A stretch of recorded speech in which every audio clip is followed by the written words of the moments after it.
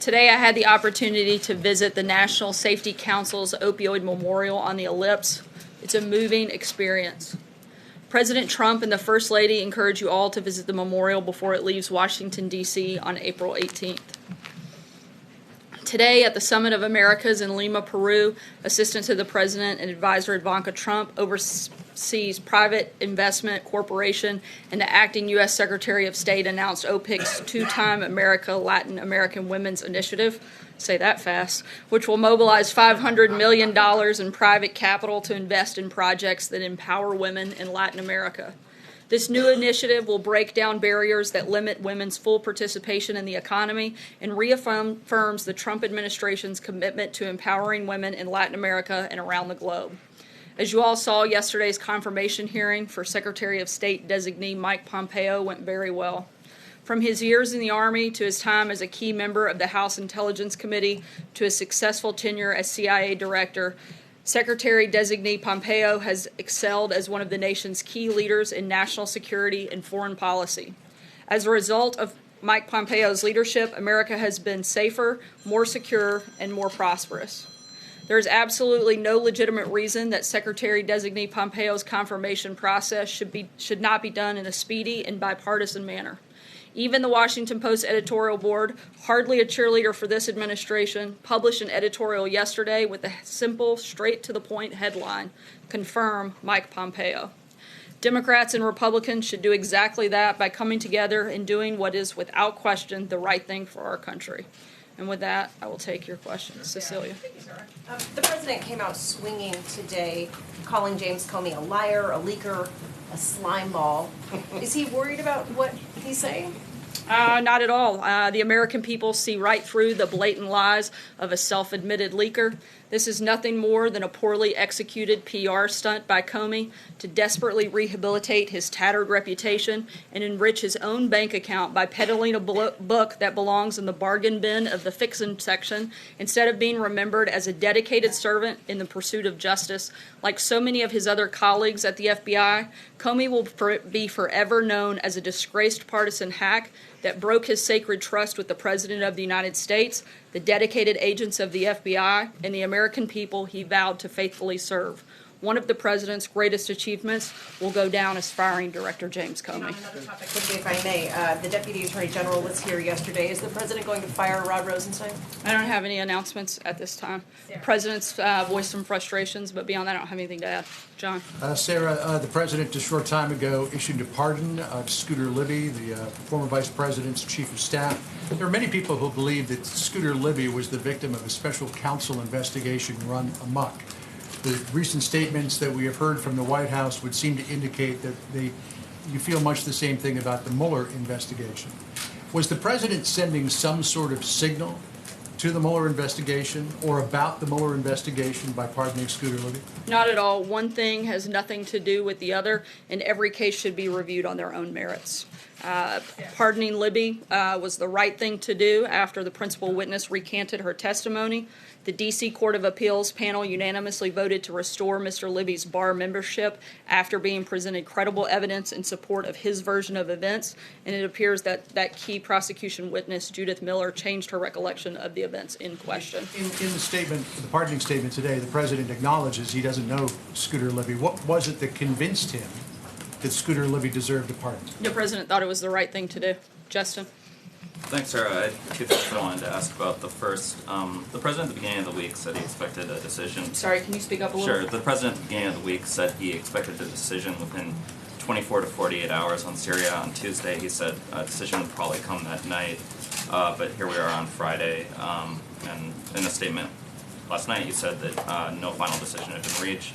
So I'm wondering if you could walk through why the President hasn't met his own timeline there, and specifically, if it had anything to do with the sort of Syrian troop movement that we saw after his tweet on Wednesday, sort of threatening a missile strike. No, we're continuing to have ongoing conversations with our partners and allies. The President spoke with President Macron of France again earlier today. We're continuing to have ongoing meetings and conversations here at the White House, and when we have any further developments, we'll let you know. And then, because it's Friday, I'm wondering if... Friday the 13th. Yeah, well, walk us through exactly what the President... You guys all grown like that's a bad thing. committed to Senator Gardner in terms of both what the Justice Department would do and what the White House would do in terms of supporting legislation on states that legalize marijuana. I can confirm the president did speak with Senator Gardner yesterday and again today. We're always consulting Congress about issues including states' rights, of which the president is a firm believer, and the statement that the senator put out earlier today is accurate. Steve. You mentioned he's spoken to President Macron. How big a coalition does he have for this expected action in Syria? Again, I can't talk about anything that may or may not happen, but I can tell you that the president and a number of individuals within his administration have spoken to a number of our partners and allies at various levels across the world. Is he satisfied now that Syria was responsible for the chemical weapons attack? Yes, we're again confident that both Syria had responsibility in this chemical weapons attack, but we also hold Russia responsible for their failure to stop chemical weapons attacks from taking place. Josh. It was reported today that Michael Cohen, the president's personal attorney, helped negotiate a $1.6 million settlement to a Playboy Playmate. It also emerged today that Michael Cohen is under criminal investigation by the Southern District of New York. Is the president still associated with Michael Cohen? Is he continue to consider Michael Cohen someone he holds in confidence? I know that the president has worked with him as a personal attorney. Beyond that, I don't have anything else to add about the relationship. These developments? Does the president like to say anything about them? Look, the president's been clear that he has a deep concern about the direction the special counsel has taken. The investigation started as Russia collusion, of which there was none. The president has spoken on this topic at length, and I'd refer you back to those comments. What about Michael Cohen's actions, though? Does the president have any concern with those? Again, I would refer you to Michael Cohen's personal attorney. That simply reports right now, but I can't get anything beyond that. Jill. A follow-up on that, and then another topic. Is Cohen still the president's personal attorney? I'm not sure, Jill. I'd have to check. I wanted to ask. I only speak about White House staff. It looks like Paul Ryan just endorsed Kevin McCarthy for Speaker in an appearance or an interview with Meet the Press. Does the president believe that McCarthy should be the next Speaker? The president has a great relationship with Kevin McCarthy, but in terms of an announcement about who he wants to see as the next Speaker, I don't have any announcements on that front. John? The James Comey book, some excerpts came out today. He speaks of the president, writes about the president in very personal terms. Were you surprised by that? But was the president surprised by that?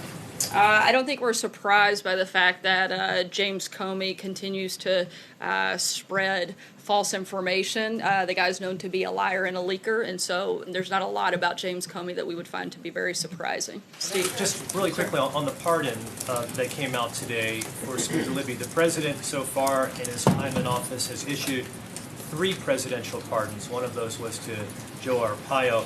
Is there a commonality in terms of what the president looks for when he pardons individuals? Again, every case should be reviewed on their own merits, and that's what the president has done in each of those. Steve? Yes, Sarah, I'm wondering if the administration has reacted with any message to Moscow after officials there today said that the chemical attack in Duma was faked and staged with Britain's direct involvement.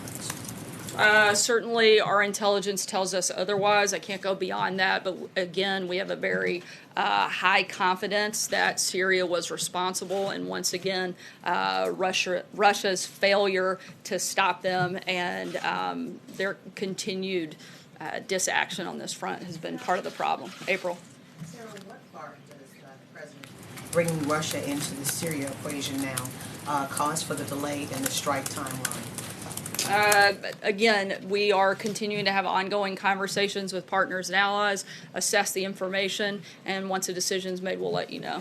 Dave? Thanks, Sarah. The Justice Department Inspector General came out with his long-awaited report this afternoon on former FBI Deputy Director Andrew McCabe, saying that he improperly leaked information about the Clinton Foundation investigation to a reporter, and then lied to James Comey about it and under oath to 2 FBI investigators. Do you have a reaction to that, and does that, in your mind, validate the decision to fire McCabe?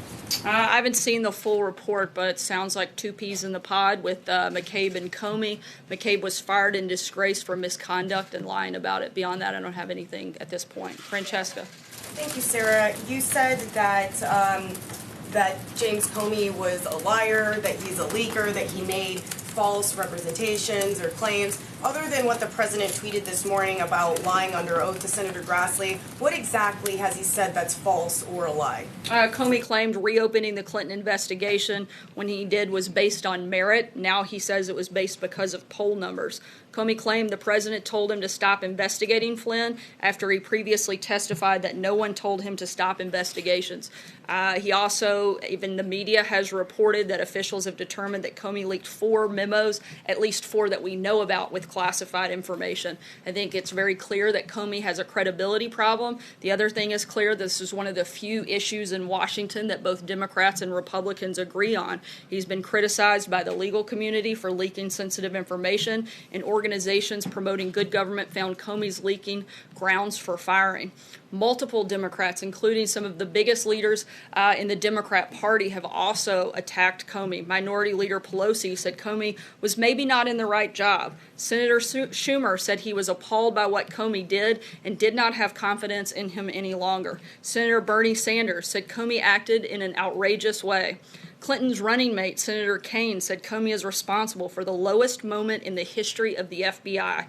Even Congresswoman Maxine Waters said Comey has no credibility. The FBI should be independent and not led by a political hack.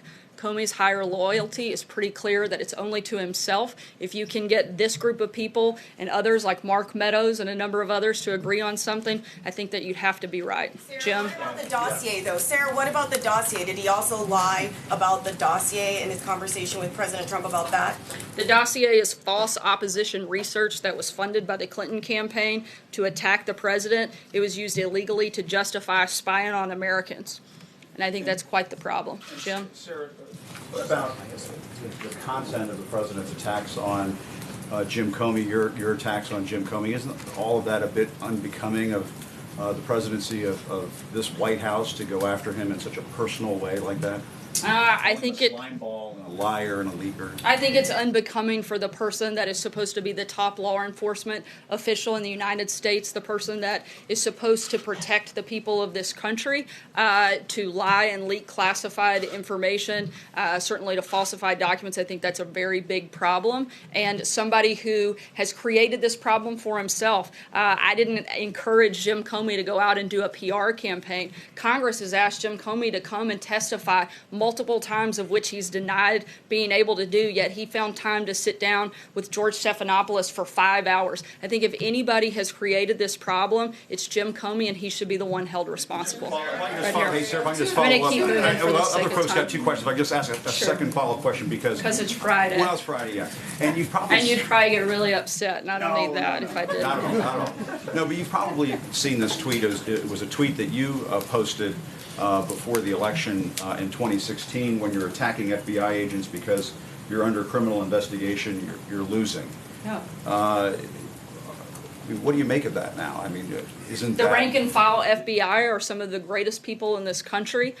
We've repeated that time and time again, and certainly have the full support of this administration. I think that we've been very clear, though, how we feel about some of the leadership at the FBI, particularly James Comey. When you go after, Sorry. Comey and I did give you Rosenstein 2, Jim. and I'm Mueller, going to keep doesn't that mean moving. you're losing? Following up on that, I mean, one of the themes of Comey's book is the president's, quote, disdain for the rule of law and his continued efforts to publicly undermine federal law enforcement officials. So how would you characterize the president's attitude towards the rule of law and things that he says publicly about many of his top federal law enforcement officials? The president has a great deal of respect for the rule of law, but the president does not have a lot of respect for people whose sole job is to carry out the law, and they leak classified information and they lie to the American public about it. Charlie? It's his own attorney general, it's his own deputy attorney general, it's special counsel, it's the FBI, it's judges who make decisions that he doesn't like. I'm sorry, I'm not. What was the There's question? a whole list of the sort of federal law enforcement officials that he has undermined. It's not just people who have proven to leak information. The president hasn't undermined them in any capacity just because he calls out things that he finds to be problematic or concerning. I think that he should do that. If members of the FBI are leaking classified information, the president should absolutely call that to question. You guys spend hours upon hours every single day praising Jim Comey, propping him up, giving him the biggest this platform. We shouldn't be praising him. We should be putting him down. We should be taking him off of air instead of giving him minute after minute. This country has a lot of real problems. We should be talking about the economy. We should talk about Syria. We should talk about the drug crisis. But instead, we're going to talk about Jim Comey. You guys will cover it endlessly all day today, all day tomorrow, and my guess is every day next week, with very little time given to the issues that people care about. So the president has every right to call out that individual that you guys are propping up and say that there are problems and that we should be concerned about it. Charlie? Thank you, Sarah. This morning, James Comey admitted that he didn't tell the president about the political sources. I'm sorry, can you speak up? This morning, James Comey said that he didn't inform the president of the political source of the dossier. Was the president surprised to hear that?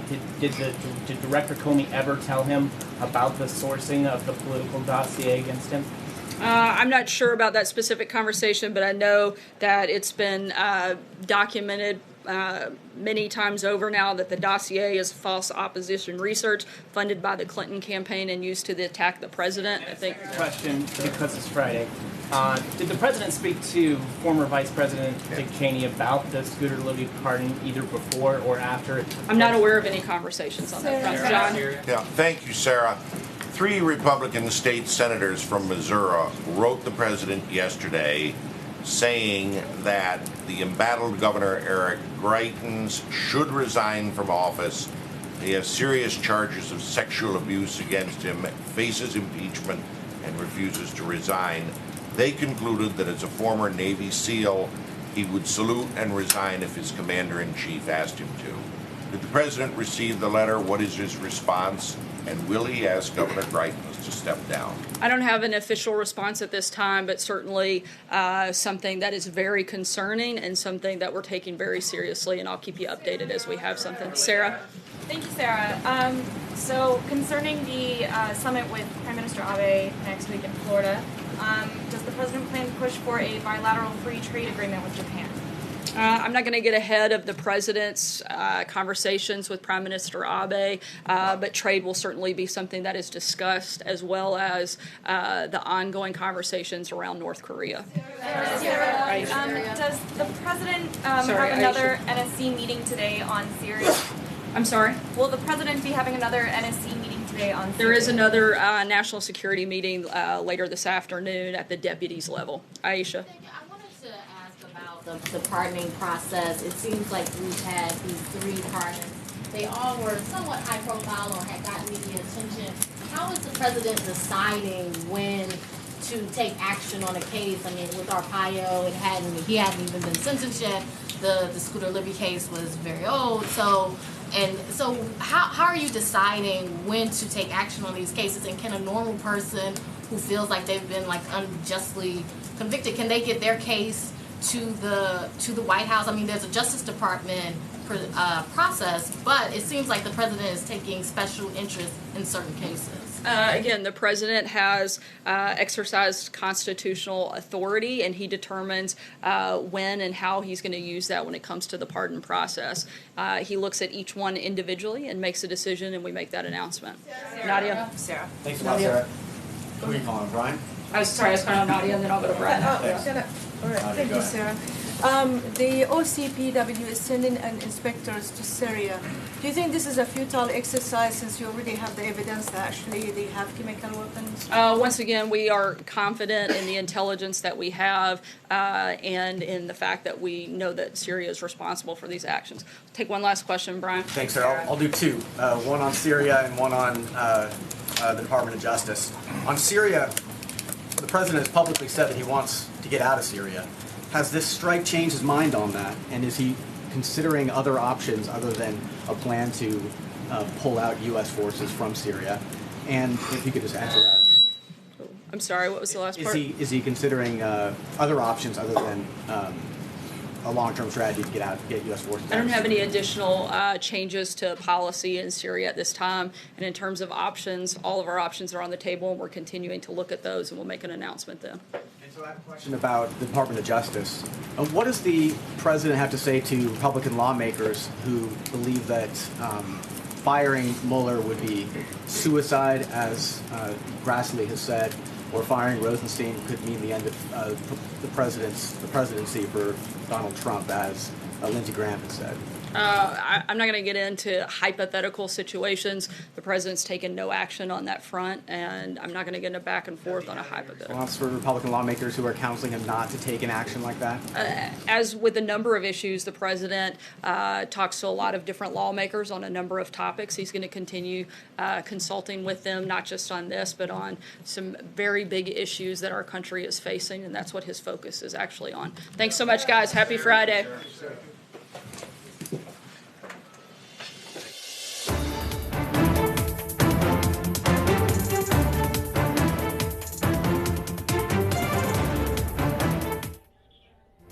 Mudslinging in the briefing room. It's Friday the 13th here in our briefing room. I'm Devin Dwyer, joined with Catherine Faulders, one of our White House producers, Johnny Verhoeven of our political unit. And you guys, we just saw Sarah Sanders about as fired up as she gets. She was prepared. She was reading those RNC talking points. Everybody in this town is talking about the new book by former FBI Director James Comey. She called him today. She went further than the president, and she said he is a disgraced partisan hack. A disgraced partisan hack. Yep. She said this is a poorly executed PR stunt. And Devin, we were kind of all talking about here before we came on the air that she was reading through those RNC talking points, the RNC, the Republican National Committee. Literally reading them. I mean, they did all the work, it seems, for the White House, who hasn't, we've been told to prepare for some presidential tweets, but the RNC is really the group that's creating this war room and all of this opposition research on Comey to respond to this. And it's fascinating to see it done against a, former registered Republican who was originally appointed by a Republican president to see the Republican Party, the entire sort of apparatus come together to really lead the charge against Comey.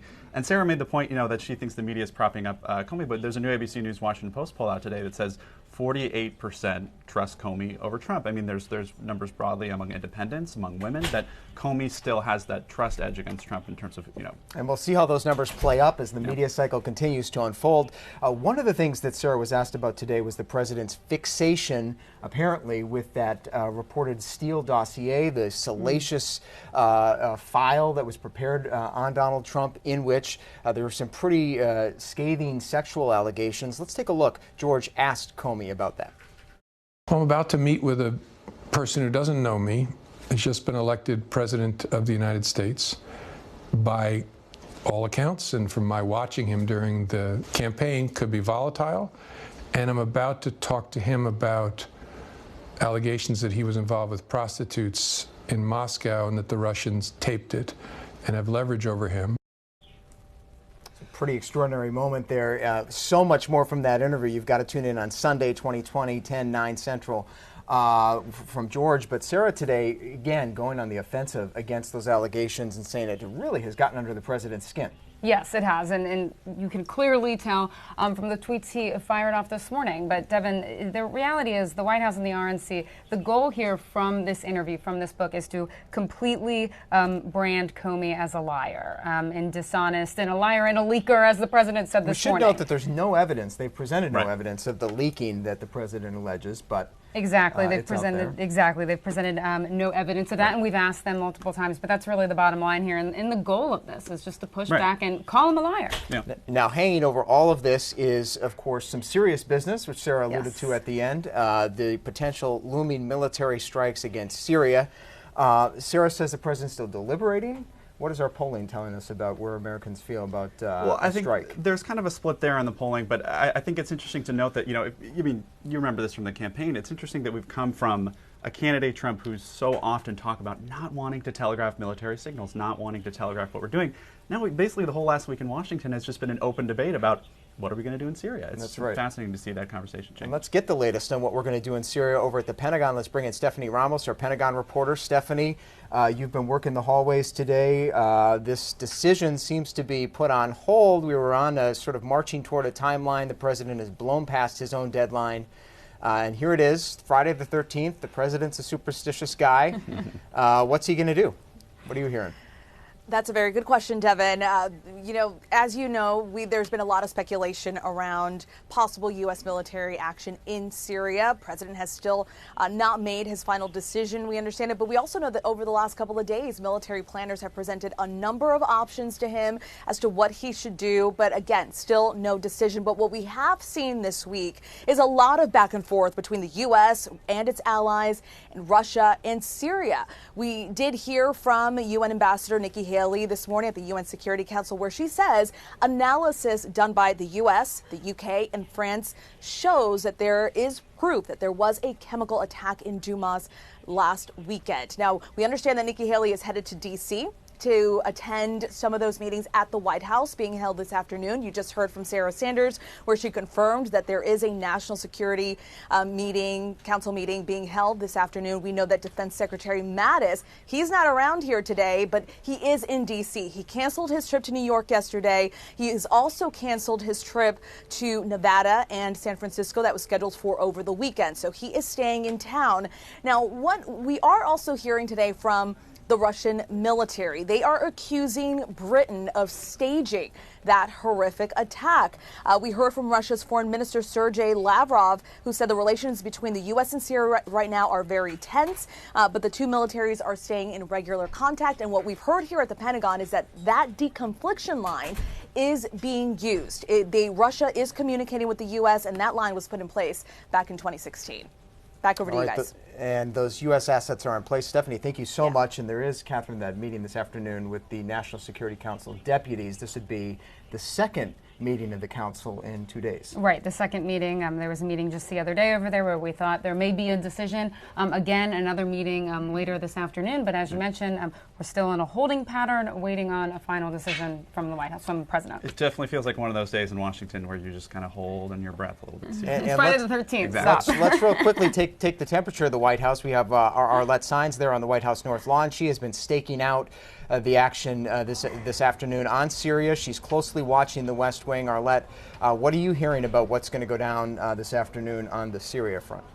Well, as you heard White House Press Secretary Sarah Sanders say a few moments ago, there will be that NSC meeting here at the White House, but that's going to be on the deputies level. She didn't quite say if President Trump would be attending himself as he's continuing to weigh whether or not to take further action when it comes to Syria. We know that he was presented with some options yesterday during his National Security Council meeting. That's something that Defense Secretary Jim Mattis talked about when he was up on Capitol Hill. And now everyone's kind of in this wait and see period to see if the president is going to be making a decision today or in the coming days about whether to respond to Syria. And something else that was notable in Sarah Sanders' briefing is that she said that he actually spoke with the French president again this morning. He's already talked with him a few other times this week. So it shows just how important it is for this administration and the White House and the president going forward to make sure that they have allies and a partnership on board as they move closer to a decision. And of course, the president is never one to fixate on anything. So we know that Syria is not the only thing on the top of his mind. He's dealing with the Comey interview, of course. And now, overnight, we had this surprise news, which Catherine Faulders broke the news here at ABC of this presidential pardon for Scooter Libby. Scooter Libby is the former chief of staff to Vice President Dick Cheney, and he was convicted 4 felonies back in 2007 for lying and leaking in a federal probe. And obstruction of justice, something we hear a lot about now. But you're right. This is something. This was a surprise. We're told by sources it's something the president has been considering for many months. But it really was kind of out of left field here. But he doesn't know this guy. He doesn't know Scooter Libby at all. Exactly. He said in a statement today, "I don't know him, but I've heard he's been unfairly treated."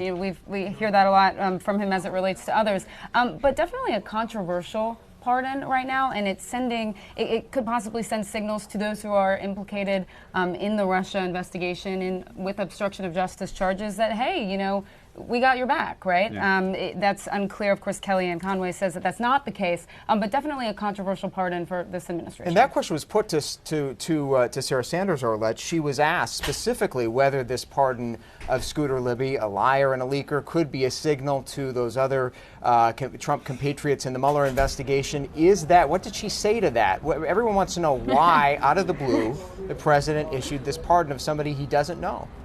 Well, Sarah Sanders also said that this isn't necessarily signaling any hints to other people who might be involved in the Russia investigation. She said that Scooter Libby, that the conviction was wrong, and that he was basically the subject of a special counsel investigation that had gone wrong. So the White House here and the president are maintaining that Scooter Libby was potentially wronged when this decision came down a few decades ago, and that he does deserve that pardon. All right, so we got pardons, we've got Syria, we've got this big Comey interview looming ahead of the weekend. So much to talk about, guys. It's going to be a big weekend. What time is it now on Sunday? I believe it's 10 p.m. Eastern. 10 p.m. Eastern time, 9 p.m. Central time. There you see it. Jim Comey, George. It's going to be a great hour. A lot of good stuff in the interview. It's going to be must-watch TV. We hope you tune in for that, and we hope you also download the ABC News app to follow the latest on these and other stories. Follow us at abcnews.com. Have a great weekend. We'll see you next week in the briefing room.